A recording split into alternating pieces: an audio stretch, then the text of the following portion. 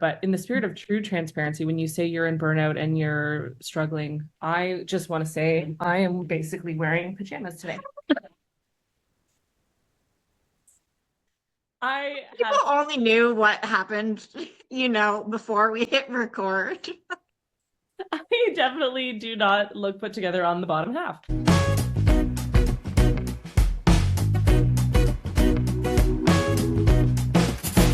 Welcome to Drawing the Line, where two design bosses are out here drawing plans and drawing boundaries. If you're tired of pretty picture fantasy design shows and want the real stuff, the chaos, the craftsmanship, the client stories we probably shouldn't say out loud, then you're in the right place. We're serving design wisdom, zero bullshit, and absolutely no mansplaining. Just two women who know what they're doing, even when everyone around us seems surprised by that. So grab your coffee, your coping mechanisms, and whatever is left of your patience. Let's draw the line. And then cross a few. Welcome to episode 4? 4. 4. Yes. I'm very confident it's 4. I think you are correct. Took me a second, but 4 it is. Also, Katie, Yeah. For for Fox's sake, I was intentional about this mug for this episode. Perfect. Mine, not that. That's adorable. It looks like a Adorable bowl. mug. Yeah, because I like to drink my coffee by the bowl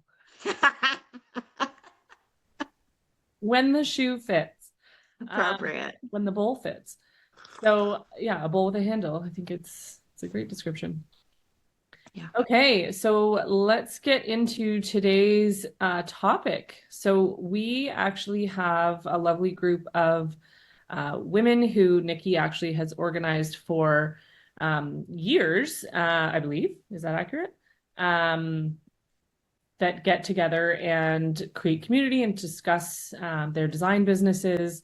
All are wicked women in design that run their own businesses. And I am very lucky to have been included in that group more recently because I was in search of community as well. So on that topic, one of the lovely ladies in that group sent us an article about designer burnout and the power of community in this industry. So that led us to what we think is a wonderful topic for episode 4.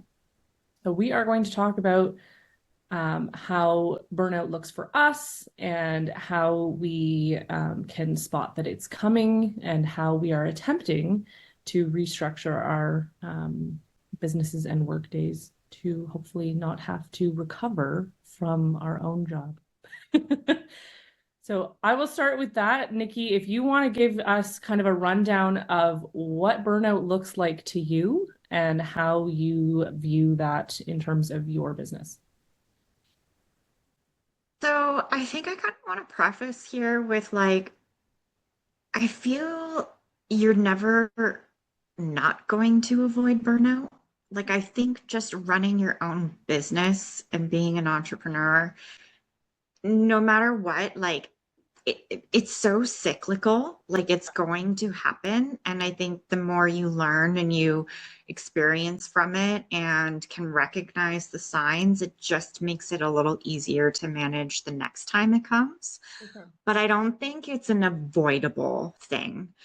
When I look back at my career and the times that I felt burnout or overwhelmed or wanting to quit or give up, it's you have those moments and you have those feelings, but you usually do something about it, right? Because you still love what you do, or you love what you do, you're passionate about it. And then on the other side of that, clarity comes, right? And so I think that that is just a normal part of this life and career that we have chosen to take on. And I swear, Katie, the number of times that it has felt like I have restarted my business over again in 15 years is at least every between 3 to 5 years. And I would argue almost annually since COVID, probably. Yes. Yeah. Yes. So I think like that burnout comes, and that's where you struggle. That's where it's really hard, where it's really difficult. And then if you can push through it on the other side, at least for me, I typically find clarity, but I have to go through some really low lows first to get the clarity to get through the burnout and then decide how I want to move forward. And I'll be honest, like this is the whole point of what we're doing, what we're trying to do, Katie, is like full transparency and honesty and connection with our community. I'm there. Like for the last, 6 months, I am there in terms of burnout and just wondering, like, what the fuck am I doing?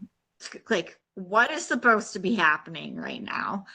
Um, and it was through community and a coaching mentorship that I took that I realized I need help. Like, I need to stop fucking around and doing this job by myself and putting on all the hats and going, oh, it's fine. Like, this person's on a leave right now. I'll cover. And then, they'll come back and they'll help me again. And it's like, no, I need someone to actually fill this role. I can't do this all by myself because I am burning out and I am burnt out. And, that comes with its own like complications around like hiring someone again, right? Even though it's part-time and Well, like, just all these thoughts and feelings and stressors and finances and all of that come up, right? And it's normal, but yeah, I mean, I couldn't imagine getting through burnout without my community, without my colleagues. for sure. Yeah. Yeah, I think I mean, even the act of saying I'm going to hire somebody when you're in a state of burnout, like the idea of having the energy and the bandwidth to hire and train and show up with the energy that you want that person to have in your business, right? Like It's there's paralyzing. many layers there for sure. But in the spirit of true transparency, when you say you're in burnout and you're struggling, I just want to say I am basically wearing pajamas today. I People have only knew what happened, before we hit record. I definitely do not look put together on the bottom half, but I am showing up. Um, it's a Friday. I work from home a lot of Fridays, and so that's my excuse. But I hear you You don't need an excuse. on You can being show up kind. however you want to. There you go. But yeah, no, I think for me, burnout is very much like you said. It's you totally start to question like, whoa, what are we doing? Why am I here? Why did these people hire me? Why? Um, and I think the biggest sort of flag for me to know that I'm hitting that point. I mean, ideally you feel it before you get to this point, but you don't always because you're in it. Um, the biggest flag for me is when I'm dreading work. Like if I wake up and I'm like, Yeah. I dread Yeah. going to my office today, or I dread having to Yeah. sit down and answer these emails or whatever. And that You doesn't, just don't want to. You have no passion for it anymore. It feels yeah, soul sucking. You're tired. Like I think that's it, is like the love, the excitement is gone, yeah, right? yeah. And that, like you said, turns around pretty quickly. Like if you're having one of those days where all it is emails that are like, Days. oh, nobody, Katie. well, whatever. Yes, month. Like, can we say months? Like, Yeah, the years. But those are, always tempered with like the good day of a client that accepts a wonderful design or a new project comes on board and there's the excitement of that or you have those micro moments of like exactly. joy, right? Those Exactly. micro moments of like, oh, right, this is why I do this. And if you didn't have those, then I imagine you're not going to survive, right? Like that's the people that do this for a bit and then don't do it anymore, I assume aren't finding those moments of joy in it anymore. And Yeah. so it is what it is, right? But Yeah. I have many, many, many of those successes and happiness and joy about it still, and as do you, I'm assuming. Mhm. But it doesn't mean that it's not exhausting trying to, um, you know, convince somebody that they need you or that your design was good or I don't know, whatever the things are that exhaust you day to day or that feel like too much. And like you said, it's often because you're kind of carrying the load of probably more than one person by one person. Um, it's when I am no longer excited to sit down at my desk and do the thing, that I know I'm reaching that point where I need to figure out a balance to get back into it. Mhm. So knowing what burns us out and sort of how we start to feel that way, what sorts of things, like when you start to feel that, do you have a system? Like, do you have a thing that you're like, oh, pause, I need to figure this out? Is it going to your community and saying, I need to meet and discuss these things? Is it a text message where you're literally, I'm pretty sure I got one of these from you last week, where it just says like,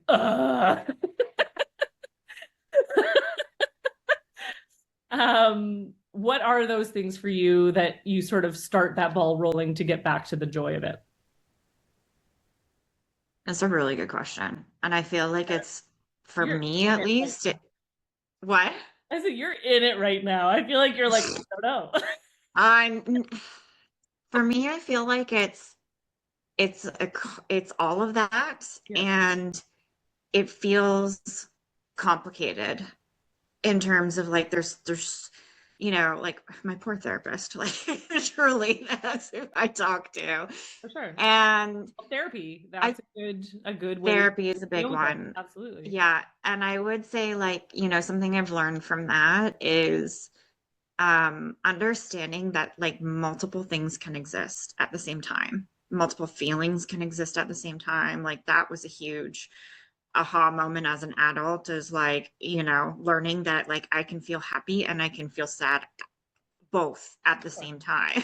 Whereas like I was Yeah, not raised that way, with that totally. thinking like you're either happy or you're either sad. They don't coexist, but they do, right? So, aside from a lot of like therapy that has helped me, you know, process my emotions and the thoughts and feelings that come up around all of these things. Um, I'm able to better recognize when I'm getting to burnout now, because I can acknowledge those feelings and see, okay, this is what's going on. Mm. Um, and then I would say it's just an acceptance of it, and like allowing myself the time to be like, you know what, you don't feel like getting out of bed today and going and doing those emails. Like, go for a walk instead. Like, the world is, like everything is fine. Yeah, Your clients will be fine. Your business will be fine if you need to go and do something for you right now. And sometimes, truthfully, that's just sleeping more. That's sure. just doing absolute fucking lutely nothing on the couch. And just, for me, it is like a depressive state that almost moves in, and I just have to be there and be in it to get to the other side of it. And the more I try and resist that, I've learned from the past, like the more I try and resist that, the more burnt out I get, the more paralyzed I get, like the less clarity comes along sooner, kind of all of those things. Um, what was the question? Did I answer it? Yeah, no, it was just what are some things that you or tools you have kind of in your back pocket when you know you're feeling that way to kind of bring yourself out of it. But I think your point is basically that you're not necessarily working hard actively to bring yourself out of it so much as you are to sit in it and move through it, and feel those feelings Yeah. and then get to the other side versus trying to fight it. Is Yeah. that correct? Yep. I would say that's a big one. Yeah. Yeah, and I think that, I mean, is kind of the same thing as what I'm about to say, but boundaries. Like it's, Yeah. setting boundaries for yourself in work and Yeah. setting boundaries with clients and setting boundaries with employees and all the things, right? So that you have the ability um to manage it. And I think, it's funny because before this we were talking about a couple of these topics and I said one of the things I have done is I've actually set different work hours for myself so that everybody's expectation, and by everybody, I mean me and my employee, there's not that many of us, have this expectation of what my active work hours are going to be. But it's funny now that I'm saying that out loud. I've said my work hours are 10 to 3, and I'll explain why that is, but really it's not. At 7 a.m. I'm answering emails. At 8 a.m. I'm fielding a phone call from a contractor. At 5 p.m. I'm getting a text from a client. Like, yes, 10 to 3 is maybe my office hours, like the time that I'm sitting down at my computer and am fully available. I was going to say that's that window that you know you can commit to being fully available. That's right. Before and after is solely at your discretion. Correct. And Yeah. so if I can be at the office longer than that, super. But I don't ever want what was happening. So whatever, long story short, um, my family needed me in the mornings at school drop off. The bus was no longer a thing we could do. So I'm physically taking my child to school in the morning, and then being there after school. So because of that and the needs of my family, I 10 to 3 is a window that works well. But what was happening was I had in my head that, like, oh, this is temporary. I'm gonna get help. We're gonna find a solution. I won't need to leave work at 2:30 or 3. Certainly she'll start taking the bus again and I'll be able to get to work on time. Um, and the reality is, like, sure, maybe at some point those things will change, but what my kid needs is me. And I kept making excuses like, oh, I'm late today because, or I have to leave early again because of blah, blah, blah. And then with that comes guilt, where you're like, oh, I'm supposed to be at my office right now and my employee thinks I don't do anything, right? Like, oh, I'm leaving again. I better let her know that I'm leaving. Like, and it's fine because that communication is important, obviously.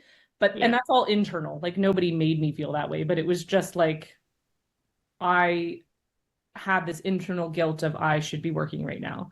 And so I Okay. basically was like, nope, this is my hours. I'm setting that expectation. I don't have to explain myself anymore. This is what Mhm. I'm doing. This is why I own a business. There are many times when I'm like, oh, maybe I should just get a job. But then I wouldn't be able to arrive at 10 and leave at 3. And so there's reasons why we've accepted the life we have. And it's because I can also do those things. So for me, when I'm in that state of, like, burnout for me is related to, I would say, probably the fact that I assume I have ADHD and anxiety, where I'm constantly feeling pulled in all these directions and that I'm never enough and I have to do all the things. The load is heavy. And so finally it was like, no, this is what I'm doing. I work 10 to 3. And if I can work beyond that, cool. But now that I've said that out loud, it's like, nope, that's what I'm doing, and I don't have to feel bad about it. And um, it structures my day in a way that feels better for me, but it's also that my kiddo goes to school with a nervous system that's not completely dysregulated, which also then adds to my burnout in all aspects of my life, right? So it's all overlapping. It's not just business. It's what does family look like? What does business look like? What does social look like? Like, all the things become expectations and things that we have to work into our schedule. And so it's boundaries, it's time blocking is something I'm trying to incorporate into my day, which is almost impossible. If you have a solution for this, let me know. But I might be like, well, if my day ends at 3, from 2 to 3, I'd like to move my body. Or from 12 to 1, and like, I've even thought, should I get a walking pad and a standing desk where I can like email while I'm doing Yeah. things? Yeah. Um, but those are all things that then you get that call and you're like, we need you to come to site, or I need to call you about this thing right now. And so my intentions of doing those things, even though it's blocked in my schedule, something becomes a higher priority. Um, Mhm. so I guess I don't know where I'm headed with that, but when you take those moments to be like, this is what I'm doing, I'm going to lie in bed longer, I'm going to sit on my couch because I need to. Are you fully invested in that rest time and saying, nope, my calendar's blocked, I'm doing this? Or are you still also like, well, if I get that call or that email, I have to stand up and do the thing? Like, where does that blur for you? Or are you able to maintain the, like, nope, this is what I'm doing? That's a good question. And I have a question for you about something you said too after. Yeah. So we'll circle back to that. Yeah. Um, I think if I'm in that depressive, like that very heavy, Mhm. soul sucking state where it just feels like every thing I am trying to navigate. I have this like dark storm cloud Yeah, over my head. No, I am, if somebody calls me, I'm not taking it. If, sure. like there's no emergency big enough Yeah. for me to have to run to a job site or answer that call or, whatever, where I go, I just am not able to right now. So I'll deal with it later or tomorrow, or I will get back to that Yeah. person. But to me, there is no emergency big enough where, because I know from experience of like when I'm in that state, it doesn't matter what I do. Like I cannot function. I cannot think clearly. I cannot convince myself out of it. Like, it's just a whole body, mentally, physically, emotionally, like unable. Yeah, I get that completely. Yeah, so it's like yeah, when I'm in that state, to answer your question, like I can't do anything else other than take that time for myself. Yeah, and you should. Um, when I move past that, definitely, like it still might be hard to show up to the office, or it might be hard to show up in front of clients, or it might be hard, to still do the tasks that I need to do as the owner of the company. But I'm showing up, right? And it's just motions of feelings that I move through, and slowly that cloud lifts and I can see better. And part of this too is just, I'm swearing a lot today, but fucking hormones, I was you just going to know, say that. like Perimenopause. my cycles, perimenopause, like Yeah. my God, you throw that into this mix too, and like, yeah, I would argue it's 100% cyclical. Like there are specific times when it is obvious, like I'm like, oh, here we go. And you just can't get out of it. And I totally get that. And it's a yeah, combination of burnout with that, obviously. yeah. But yeah, it's like the sun comes out and you're like, oh, I guess my I hormones are guess we're good. I guess we're okay. We feel normal. What? what's happening. Um, anyway, sorry, continue. I think you had a question. No, I think I answered your question, but I wanted to go back to something you had said that kind of ties into all the things we like to talk about. But you had said, um, you came to the realization that this was something that your family needed, and like your family needed you.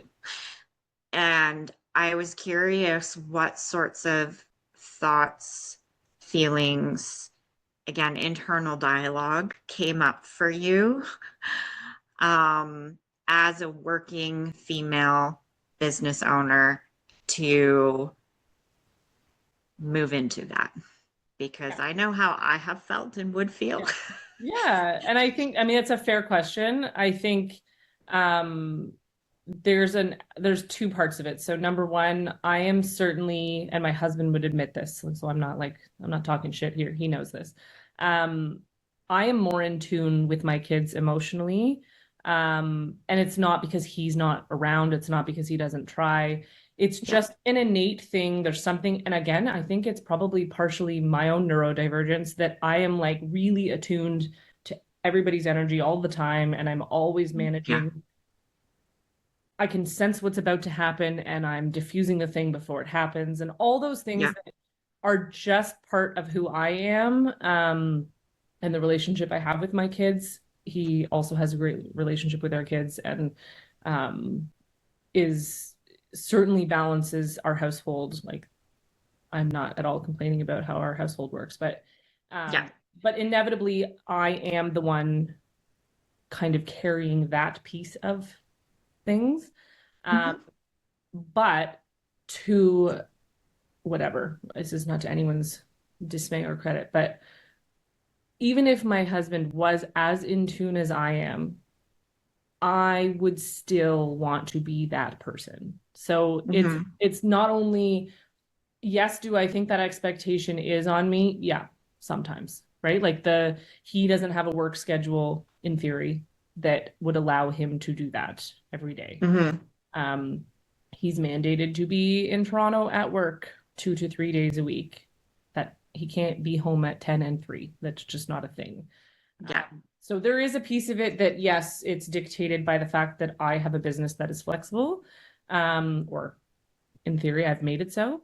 Um, but the other thing I would say is that much like I like to control all the things in my business, I also like to control all the appointments and how things go. And I want to be there so I can hear what all the things are. And um, I want to be the first person my kids see because I do feel like I'm a co-regulator and I want them to come home to a calm home. And like all those things are very heavy and it can be very lonely, but it is not very lonely because I don't have help. It's because I've sort of chosen to manage that. Does that make sense?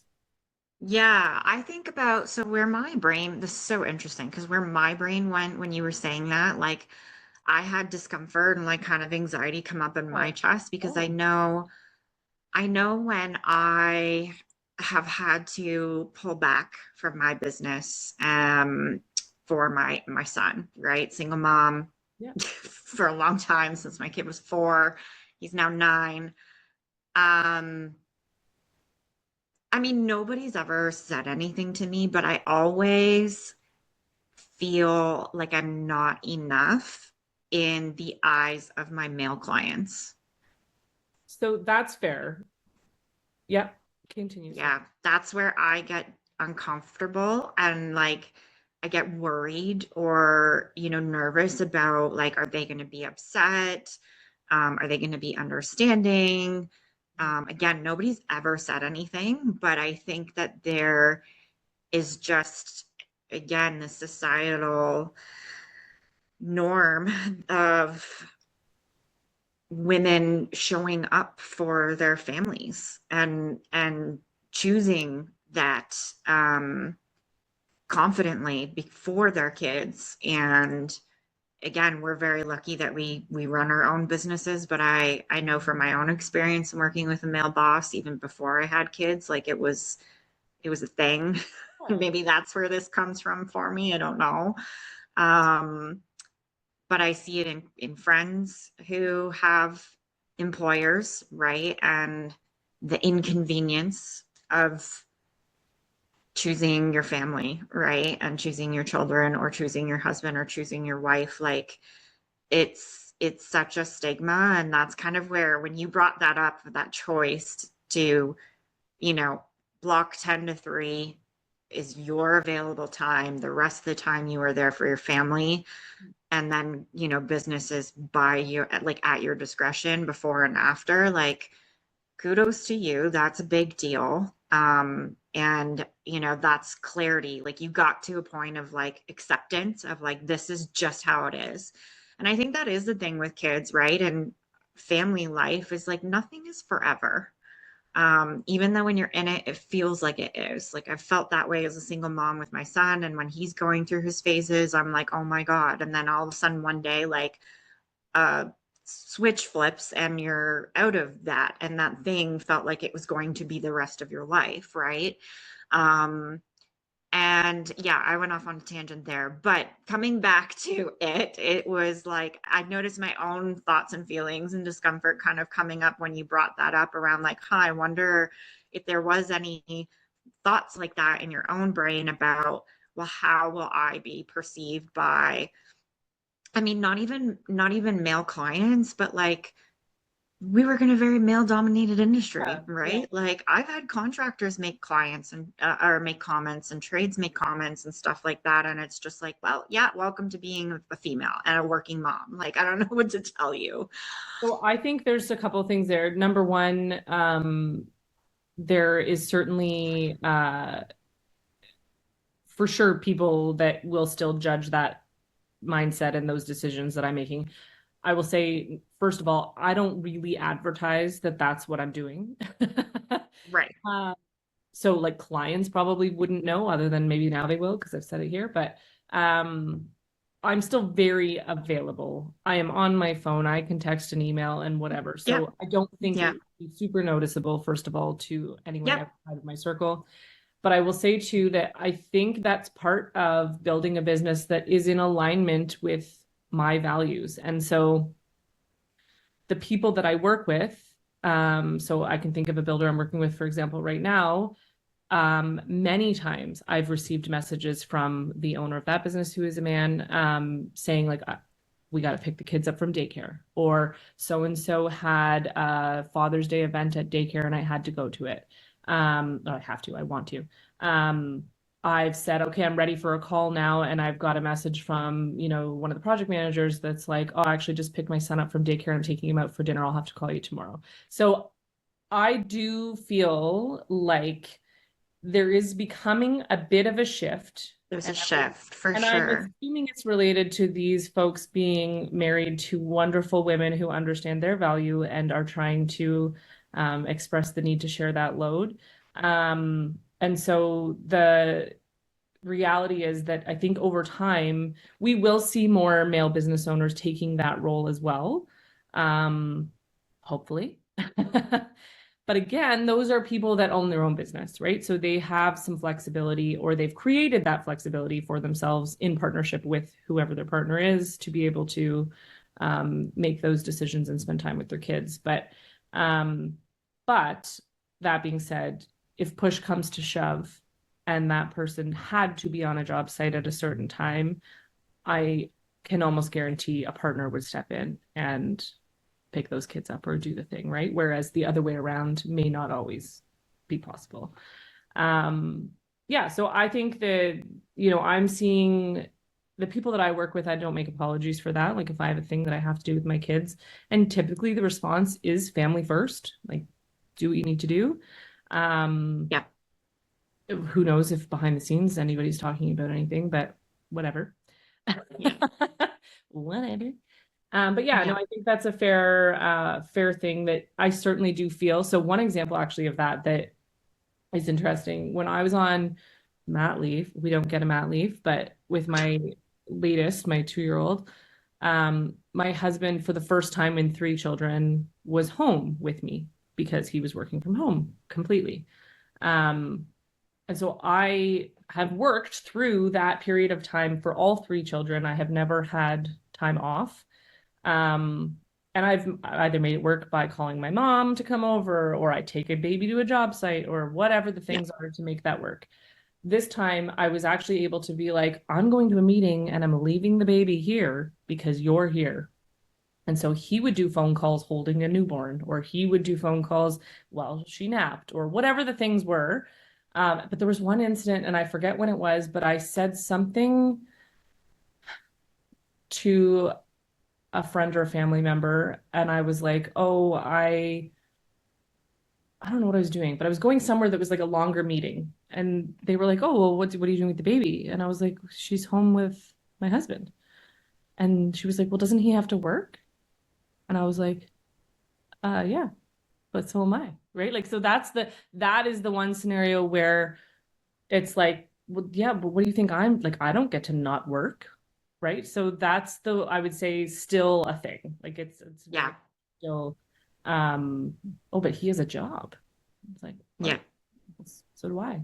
Um, and then quickly was like, oh, right, like you catch yourself in those moments, but it's clearly Yeah. an underlying, um thing that It's exists. just a deep rooted, you know, um, Yeah. belief, Yeah. but not even like it's a subconscious thing almost, I think right? so. And it's not intended to be offensive, but at the end of the day, it Yeah. can be. Um, Yeah.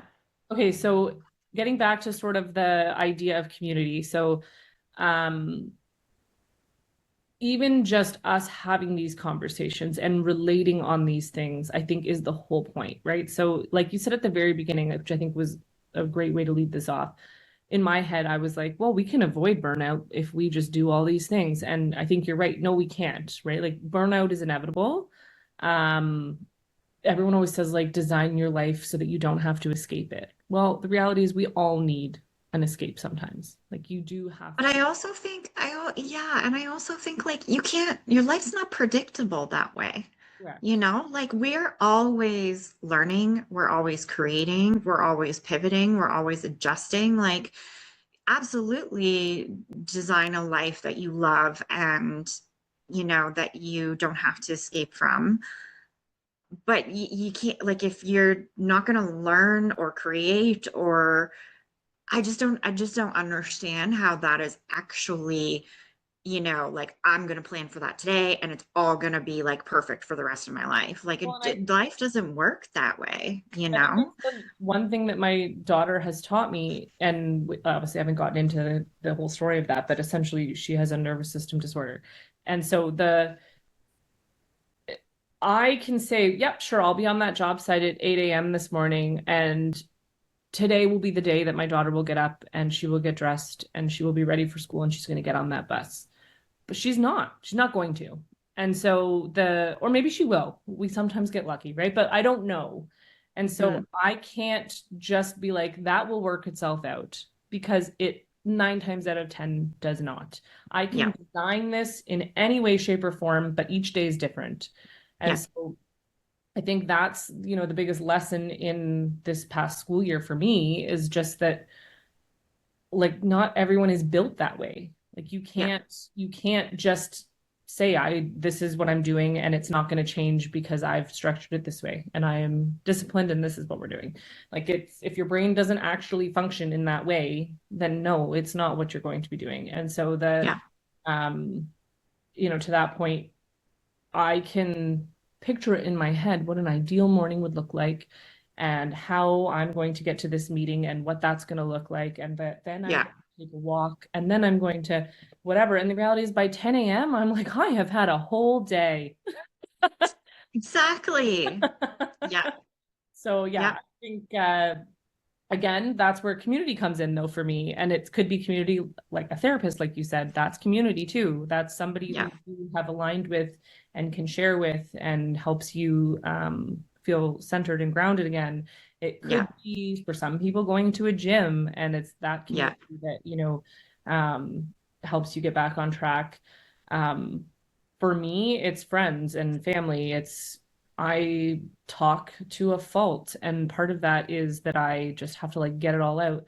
But Yeah. I shut down. Once I've said it, like it might be we Yeah. get where like we've talked about an issue, and then my husband might be like, "How was your day?" And I'm like, "Fine," Yeah. because I can't do it again, right? Like I've said all Yeah. that now. Yeah. But Yeah. that's the thing where I think, so many of us in this industry are running a business on our own. We are uh, Yeah. either solo or have one, maybe two employees.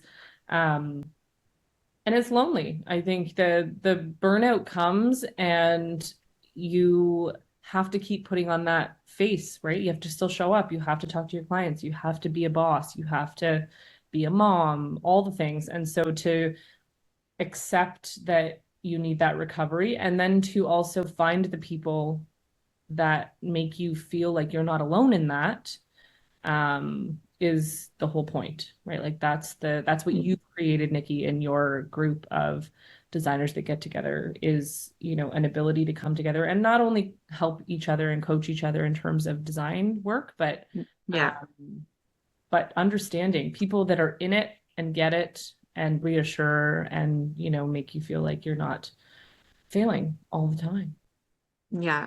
And I think that's a big thing for the design industry in particular. And like, I remember when I started in this industry, everything was still very secluded, very secretive. Designers didn't talk to each other. If I remember like one experience where I like glanced over at what someone was working on for like a fabric scheme and I was like, that's beautiful. And they were just like, and like set up boards so that I couldn't see what they were doing. And I was just like, I wasn't going to take your ideas. Right. So, yeah, I feel like there's been a big shift in the industry over the last 10, 12 years as far as finding and forming community. Designers are now talking to each other. We're asking questions. How do you do this? Oh, I do it this way. What are you charging? Oh, I'm charging this. Yeah. All of the things. Like there's a lot more open conversation about what we do and our businesses and creating that community. And that was definitely like how I felt and what led me to kind of reach out to these peers of mine over the years and kind of create this little community, this little circle that we have. Because I came out of maternity leave and was just again in that state of like, there's no way, like I am the only one who's having these thoughts, these feelings, feeling lonely, Yeah. recognizing how difficult this is and coming across these problems in business with clients, with suppliers, whatever it might have been.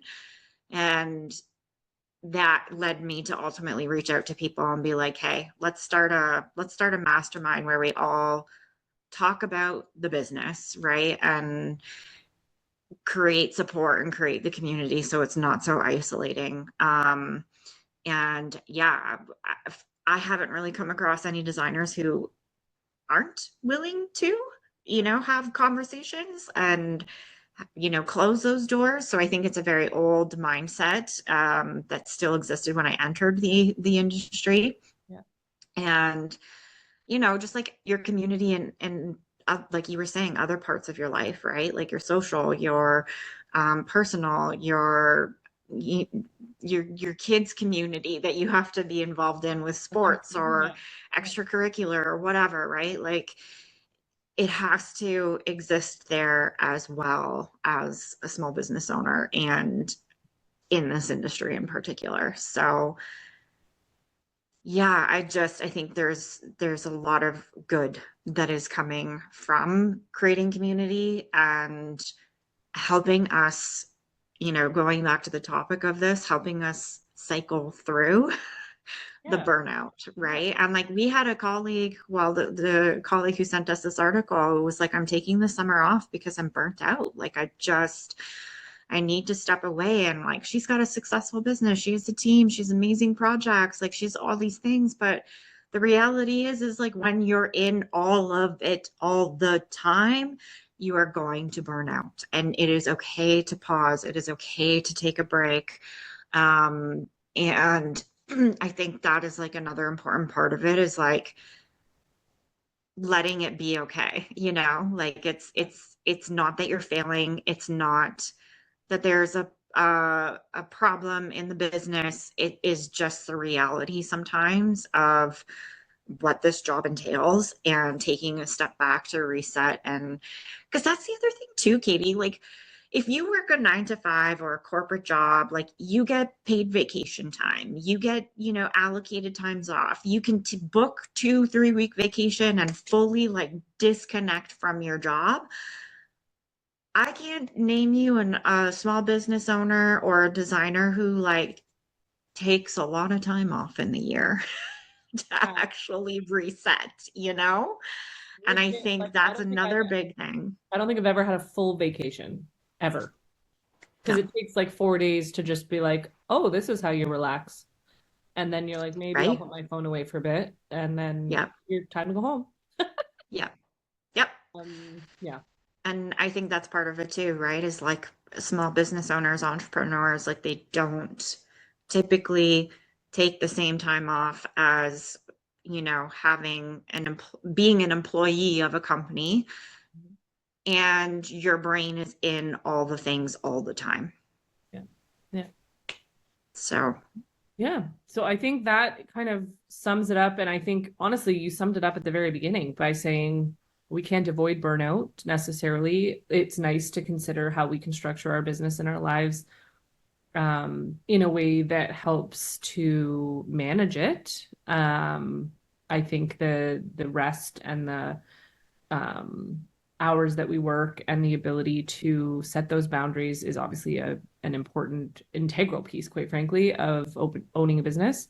Um, and then having those community opportunities to discuss those things and to know that we're all feeling the same stresses and the same exhaustion and the same joys and the same all the things, yeah. right? It's not just the Yeah. burnout piece, but yeah, so I think that would be a good way to kind of wrap this up and probably to reach out to not just our industry, but anybody who happens to be listening to this, other business owners or Mhm. people that find this interesting for whatever reason.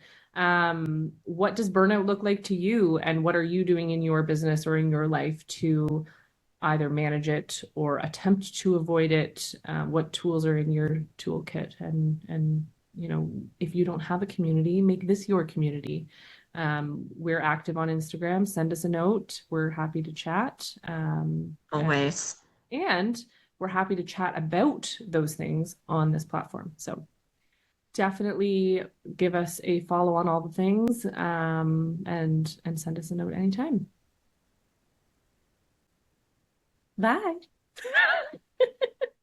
The end.